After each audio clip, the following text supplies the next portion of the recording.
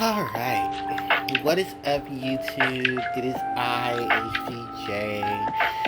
It is time for another HPJ podcast.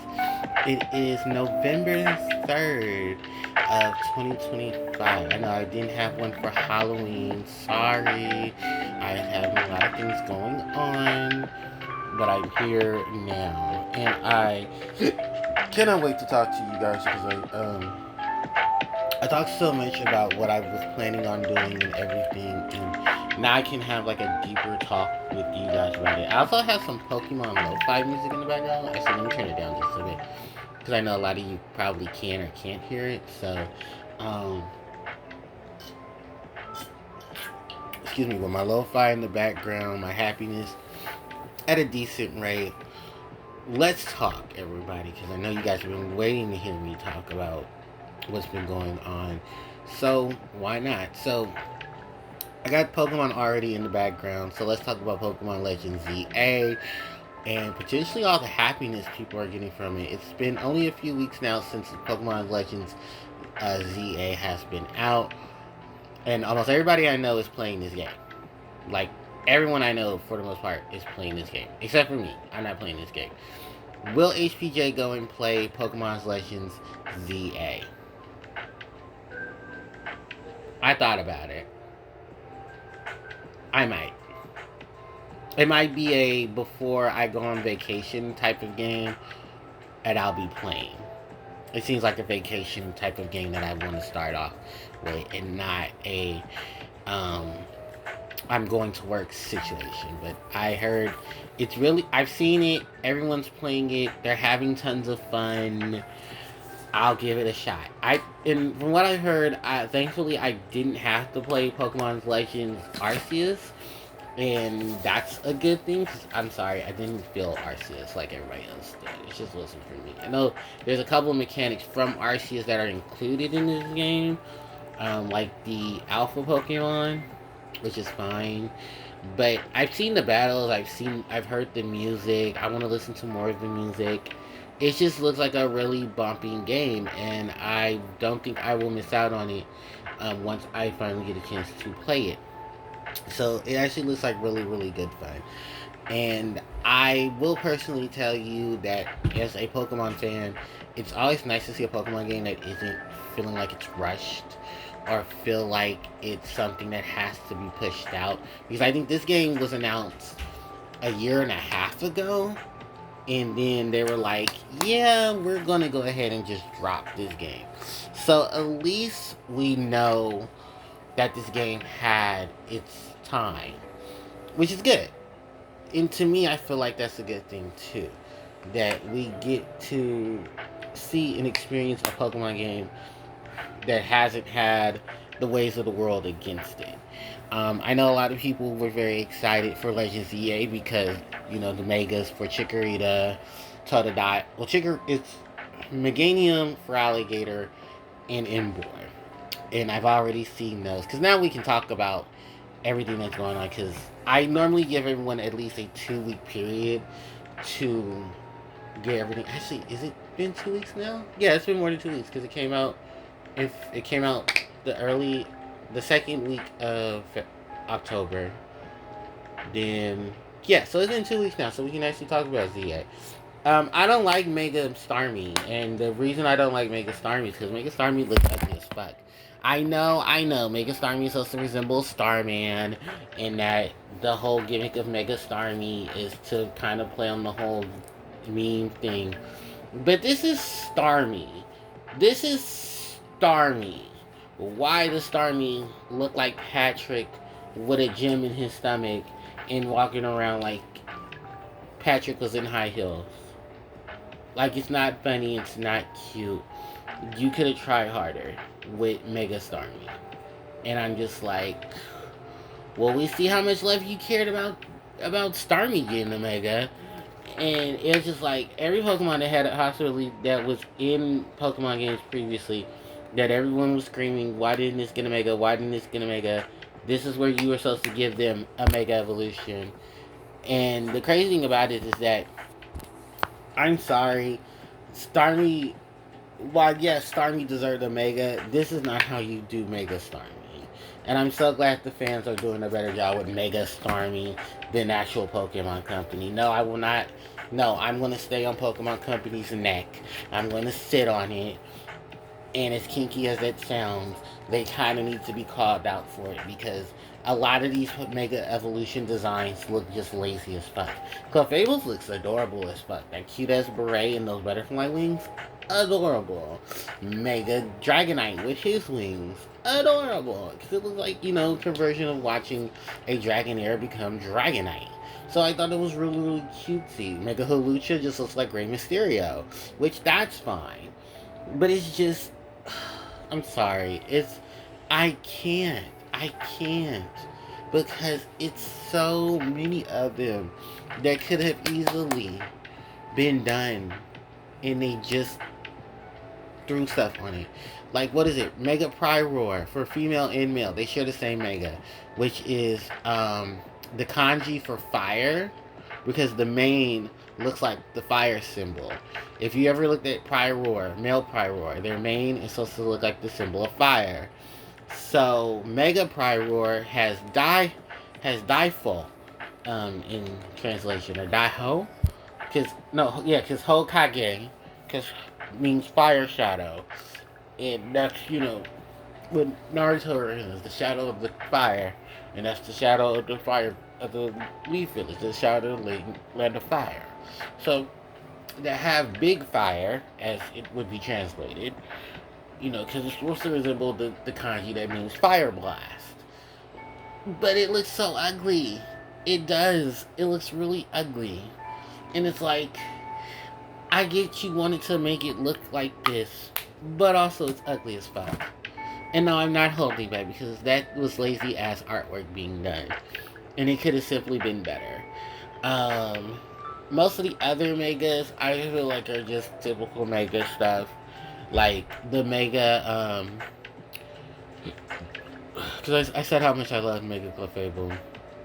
Mega Scolipede looks badass. What's the other Mega? Mega, Dergrowl? Dragalgen? It's the not sea, the not horsey in Seadra. The poison horse, yeah. The poison seahorse. That looked really cool in its Mega Evolution because it looks like it's got like a princess tiara. It's got like ribbons and stuff. It looks really cool. Electros doesn't look too bad, but I wish the design made it like a little more blue, like its original form. Or if you're gonna be like shock yellow, then have like some blue lines following out of it as well, because that would have popped. Mega Meganium, Mega Feraligatr, Mega Embor. Mega Embor out of the three looks the best because he looks like a fire emperor. And that's kind of the whole thing, was Embor was supposed to be an emperor pig. And I like that. I like the deal that they stuck to what his information was supposed to be pig for the symbol for the Chinese zodiac. Then he had an emperor because it was a snake. I think it was like a general, a snake. The snake king, because that's superior. Samurai was the samurai, and Embor was the emperor. The Emperor Boar. So I like how they did that. It looked really amazing. For those who didn't like Mega Feraligatr, shame on you, because Mega Feraligatr is just giving you guys everything you wanted. You said you never liked the Feraligatr, you liked the Totodile more, so they gave you his giant extended skin that looks like a giant helmet. When he puts it on, he looks like Totodile. Why are you never happy, Pokemon fans? I don't know, but I'm one of you, so I'm never happy. Meganium, I think, while she's the least favorite of them, it was so lazy of a design. Meganium, Chikorita fans, I know you're eating well because your Chikorita finally got some love. But Pokemon Company hates Chikorita, and it showed. Because you could have done better with that. I do know it did change its typing. It's Grass Fairy, which is cute. Because I always felt Meganium should have been Grass Fairy when the conversion happened. But I also just... One thing I don't like about Mega Meganium is that ugly ass neck ring of flowers. Meganium already has a ring of flowers around it, right? It has the two little antennae on the head. Why not make it a fluo bloomed flower And then instead of making it look like a giant neck chief or some damn big ass choker, why didn't you have it like the flowers and then have the body be wrapped in petals or stronger versions of those petals? And it's just like have like make it look more reptilian than it should. Because if I'm not mistaken, Meganium is supposed to represent a long necked dinosaur. Well, why not accentuate that? Have flowers bloom from the antennae on its head. Have the flowers look more eccentric, look more dazzling. Because that's what's supposed to dazzle you. Just looks like just like a whole bunch of like, what was it? Lays. It's so ugly. And I feel bad for Meganium because Meganium deserves so much more. Especially after the fact you see how much work they put into Hitsuian Typhlosion, Hitsuian Samawat, and Hitsuian Decidueye. And I'm still trying to figure out the hell. You didn't get a Mega Evolution, was it? Cyndaquil, but damn, you got a regional variant that's just as badass as your original. So poor Meganium for still getting the short end of the stick. Outside of that, I think most of the other Mega Evolutions, I wasn't surprised, but I felt like could have been done. Malamar is okay, because I really don't see much of a difference between regular Malamar and at Malamar. The Megas for the trio the trio starters for Kalos. So Mega Greninja, Mega Delphox, and Mega Chestnut. I'll start off with Mega Delphox because I was the one that started off with Fennekin because I love my Fire Mage. I love Delphox's outfit. I love Delphox's design. It's supposed to resemble a mage. What is a mage? A mage is, of course, the ones that use magic. Mystic Fire is the signature move for Delphox, and I love how beautiful Delphox looks. So I have no hate for Delphox. Greninjas I felt was a little lazy and could have been worked on. Although, yes, we get it, Ninja on Shuriken. Remember, this was the big boy you pushed. This is the boy in Smash. This is the guy that got the new wave evolution with the bond, was it Battle Bond with Ash? And he changes to Ash Greninja. And they just flip Greninja upside down, give him darker clothes, and call it a day. Like, damn, okay, alright, sure. Just lazy. Chestnut, on the other hand, big old Chestnut. That was a really good design. He went from, because Chestnut's supposed to be a knight. He's supposed to be a knight or a brawler. And the going into full soldier looks amazing. It reminds me of the Final Fantasy 1 game, where, I think it's the knight, or the warrior becomes the knight, and I love how that transition of how he looks becomes. And I have to give that a perfect 10 out of 10 change, because I don't like, was Chespin's middle evolution? Because it's Chespin, it's something, and then it's Chestnut. I don't like the middle evolution, because I thought a lot of middle evolutions look really fucking ugly. And I'm sorry, Chespin's middle evolution just doesn't, it just rubs me the wrong way. It does. But I like when it becomes Chestnut because it's at least decent on the eyes. And I like Mega Chestnut because it actually is like a badass overall, and it's showing its badassness. So sorry, Greninja fans, I'm not a big fan of your Toad Sage. And I think they could have did more with the Toad Sage that could have easily been done. But outside of that, I will pick up ZA in a week. I'll pick it up next week because I get paid next week. So I'll pick that up and I'll have some fun with it. Outside of that, really, I think honestly, truthfully, it looks like a fun game, and I hope everybody who's playing it plays it and you enjoy it. Then, let's talk about Digimon. Digimon is up next because I know you guys who want to hear me talk more about Digimon, you're going to hear me talk more about Digimon today. Yay! So if you haven't already seen my video, I talked about my pre-release drop for BT23. BT23's pre-release will be my last pre-release if there is nothing for Mirai coming out within BT24 for was it Time Strangers. So will say it, and I don't care if if people get angry about me saying it.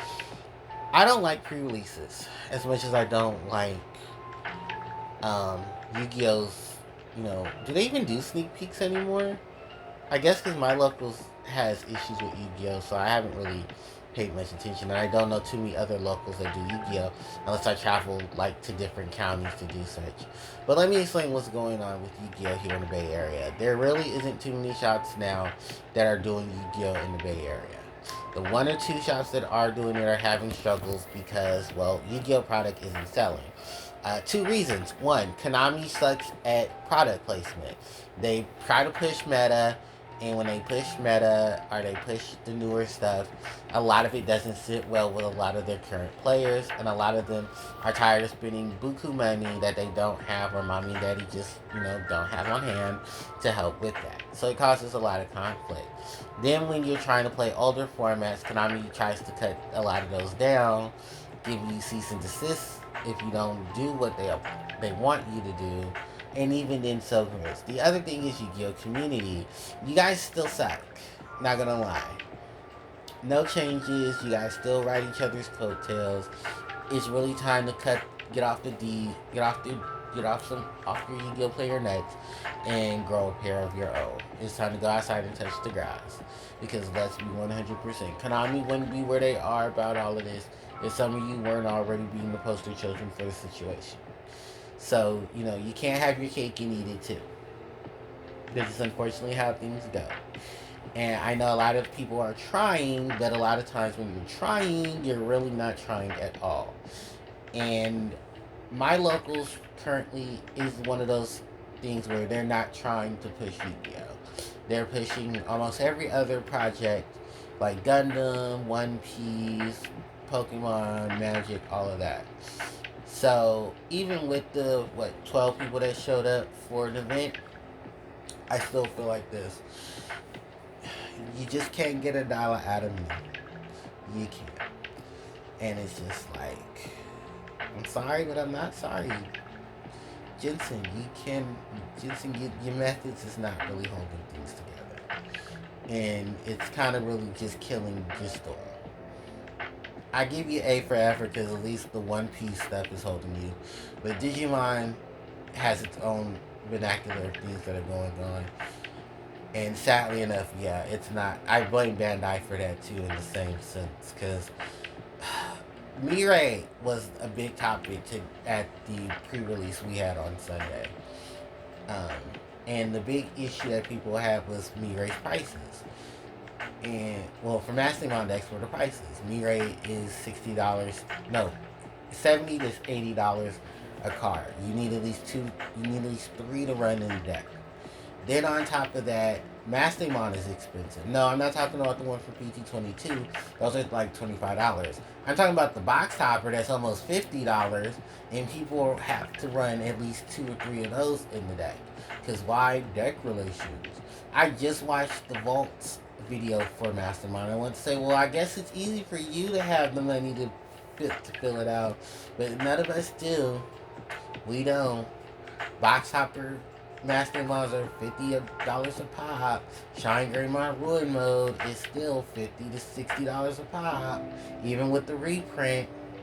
Then on top of that, it's like all these other options really don't help the deck because either they're expensive or there's no cohesion. If the cohesion is supposed to be Angel and Archangels, there's really Archangels, Fallen Angels, and Angels, then Mastermind definitely needs a lot of fixing for that to be really stable. And sadly, Mastermind does not have that.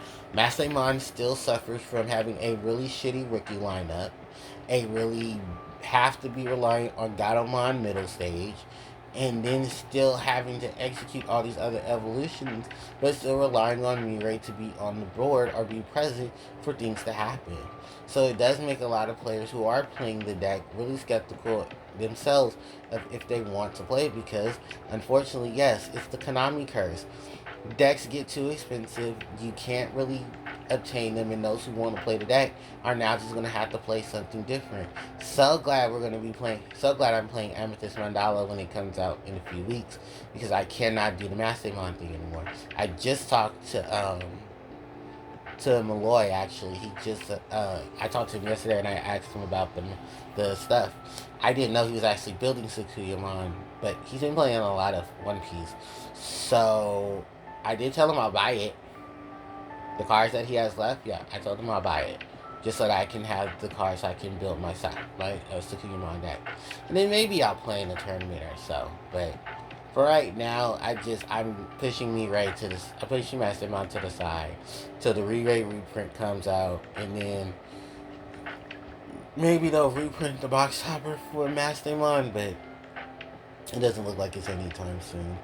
Outside of that, the pre-release, I didn't play anyone because what would be the point?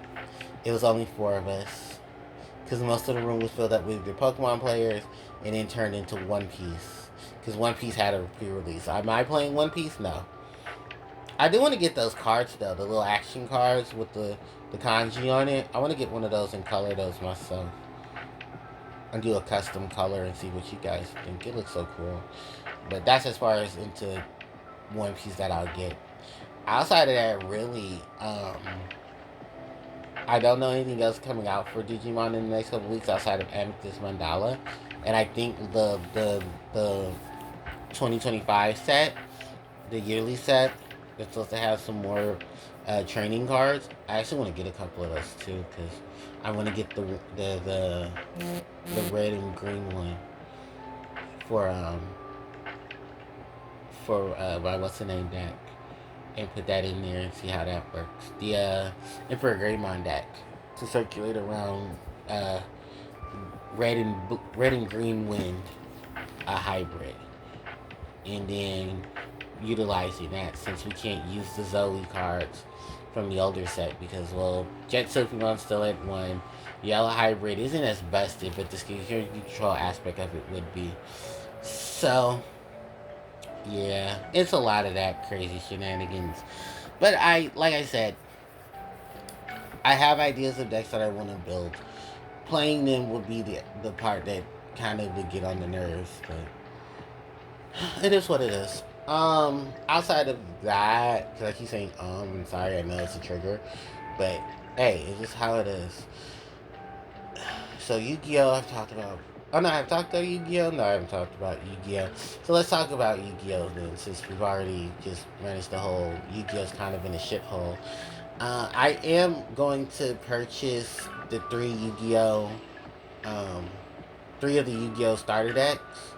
The ones that are going to have Akiza, Yusei, and Crow based decks in them. Actually, funny enough, I picked up some Twilight Rose Knights, the new version of Twilight Rose Knight from Doe, because while my locals doesn't have a lot of singles now because they dumped a lot of stuff. Thanks, guys.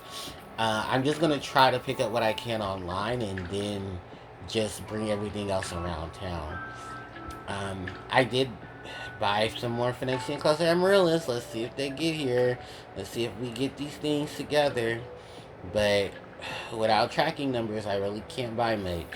So I don't know what else to really do. I was, going to offer to pay for the extra money, but I'm so sick of Core and how Core treats us Yu-Gi-Oh! Players when we buy our product. It's just ridiculous. So hopefully they get to me in time. They told me by November 17th. So hopefully it gets here before the holidays, but no real guarantees. Outside of that, I have most of the psychics I was looking for. I do have the Radiant Typhoon Visions, so MST is going to go into Sky Striker. I didn't get the Sky Striker Link Monster Zero because she's like $25. Even though I technically can just run one in the extra deck. I just don't feel like I'm gonna buy one. So maybe if I find someone that has her, I'll ask for some trades and stuff later on and see how that works. But if I don't see any trades or anything through Discord, then I'll be alright. But I do want to just try to focus on things, and it should be fine. I really just enjoy Yu-Gi-Oh! On its own basis, and that's pretty much where I kind of stand with it, where I just play things casually. And like I told you guys, I will be trying to build decks. I ordered some Miracle Fertilizers. Fingers crossed they get here too. You know, I've been trying to get a lot of these extra cards so I can play Digimon. So let's, see what we can do. I mean, Yu-Gi-Oh! And do some retro deck profiles again. So let's try to see. Other than that, there really isn't much there. I talked about the most recent ban list when I did. And yeah, that's pretty much where we hold up from it. And then from there, Puzzles and Dragons. So we just got a major announcement, which might end the year 2025. Digimon is coming back, and it's the O2 kids. Yeah, it's Davis, Vmon, TK and Kari Older, Yoli, Ken, Cody, and their partner Digimon. Wormmon, Hawkmon, uh, Kari and Nefertimon, TK and Pegasusmon, and then of course the Jagras evolutions. So we'll probably see Sylphimon, Chakomon, and Pyldramon into Imperial Dramon, and Imperial Dramon fighter mode. So we're definitely going to see maybe some evolutions of Digimon. We might see some additional cards, some upgrades. It looks like Omnimon won't be the only card rocking around. I think we'll get Imperial Dramon. And I have a funny feeling I think Imperial Dramon is going to be green, red, and blue. And do something similar to that what Omnimon did. So maybe I need to stock up on some Magic Stones so I can play Imperial Dramon, because I think that will be the next one.